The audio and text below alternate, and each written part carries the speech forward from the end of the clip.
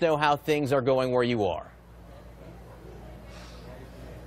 We just literally rescued this guy out. You can see his car, John. I don't know.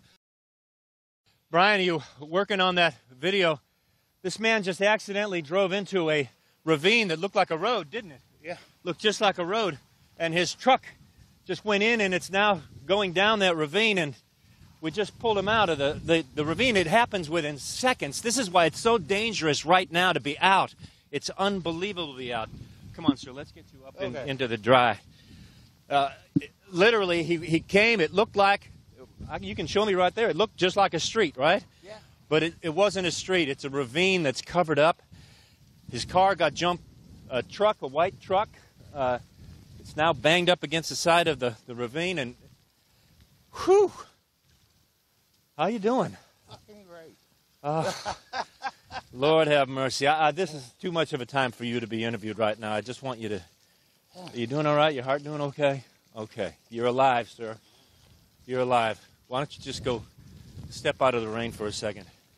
John, this literally just happened. Scott and I and Brian Rokas just rescued this fellow. There was no time to call 911. He was floating down this ravine. That's his truck. That's his truck right behind me.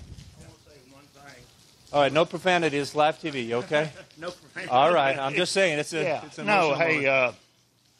I want to thank these guys for saving my life. Thank you. Where are you from, buddy? Winnie, Texas. Winnie, Texas. So you Yeah. guys have been hit pretty hard in Winnie, Texas. Yeah. What's your name? Jerry Summerall. Jerry. Somebody needs to come and get you. I'm Jerry staying at the Summerall. motel right up here. Oh, Lord. Okay. Well, just take a breath. Take a breath. Get some water. I just can't believe that just happened, John. I don't know what to tell you. The guy's truck is floating away. And this can happen. This is why they don't want you out. They don't want you driving around. You can't tell the difference between a road, a ravine, a creek, a culvert.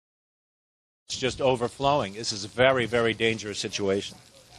Drew, I'll give you a second to breathe right now, but we can see that truck behind you. That's video of the truck behind you. We have some video we're showing right now of you having pulled that man out of the truck, and the live picture we have is of the truck floating away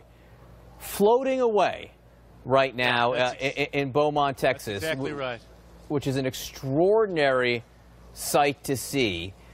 Now, Drew, if you can, again, walk us through the chain of events. Where was he trying to drive to? How did the car end up in that? I don't know if that's a stream or a bayou or a This what. is not, yeah.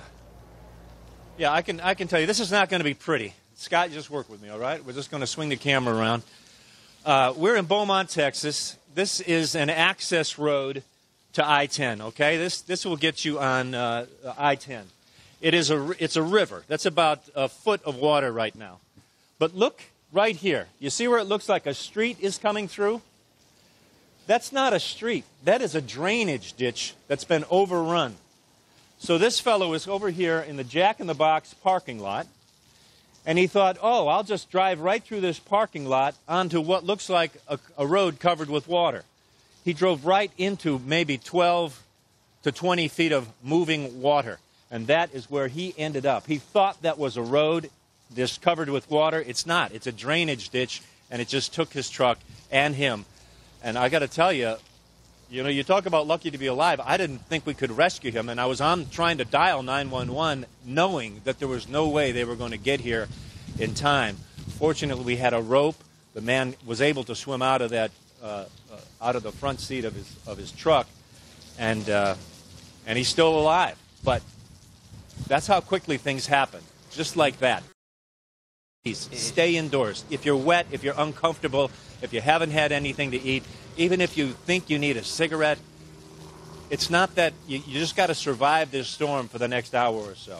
You just got to survive it and let this water go down. It's too dangerous. And again, Drew, you can't see it, but on the right just moments ago we were showing video of what happened after you pulled the man from that truck, and it does go to show the dangers of getting in your car at all in this situation when the rains are falling or just after they're falling, because what looks like a road could be a drainage ditch with some 12 feet of water. Drew, bring us up to speed on what the night was like for you in Beaumont, which is now looks a little bit better than it did a few hours ago, but clearly where the storm is still hitting.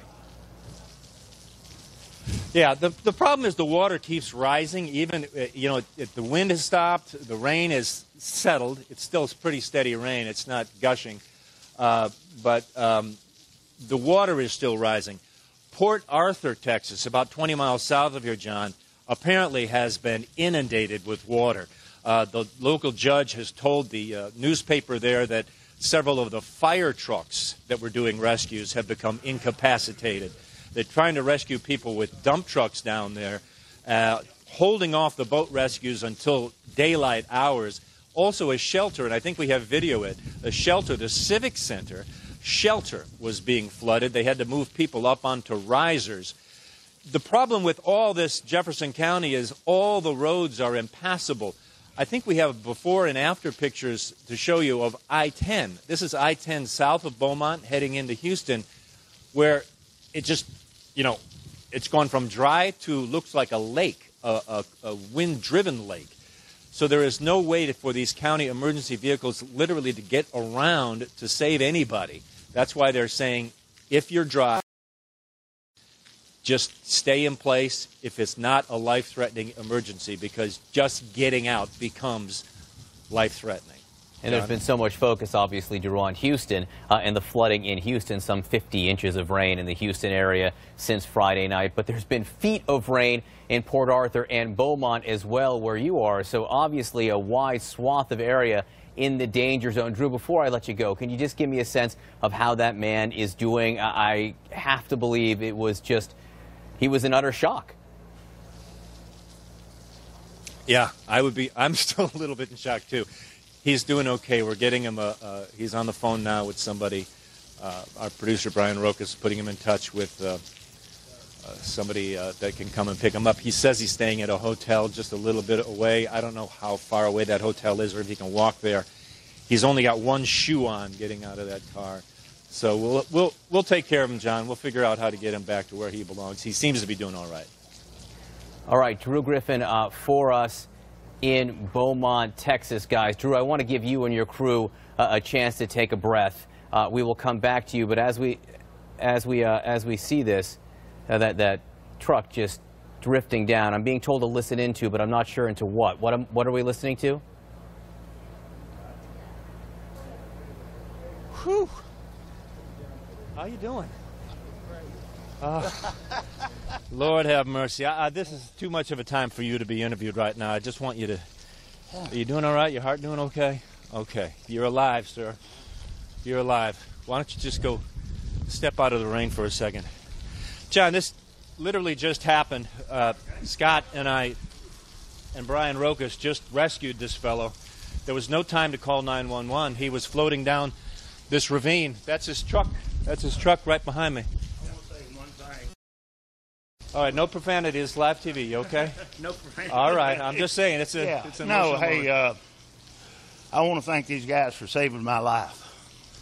Thank you. Where are you from, buddy? Winnie, Texas. Winnie, Texas. So you guys have been hit pretty hard in Winnie, Texas. Yeah. What's your name? Jerry Summerall. Jerry, somebody needs to come and get you. Jerry I'm staying at the Summerall. motel right up here. Oh, Lord. Okay. Well, just take a breath. Take a breath. Get some water.